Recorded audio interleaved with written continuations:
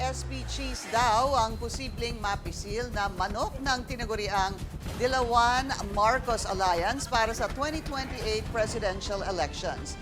Ayon kay dating Duterte spokesperson Harry Roque, si Escudero ang posibleng suportahan ng mga politikong kaalyado ng administrasyon at mga nasa panig ni dating VP Leni Robredo at mga Aquino.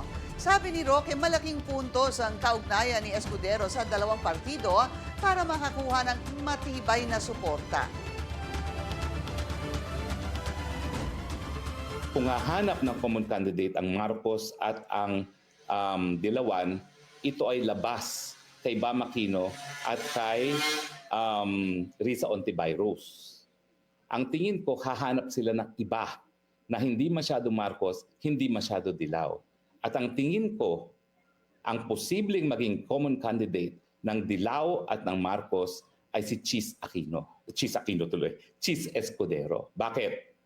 Unang-una, ang tie si Cheese Escudero sa mga Marcoses, ang tatay niya, Secretary of Agriculture.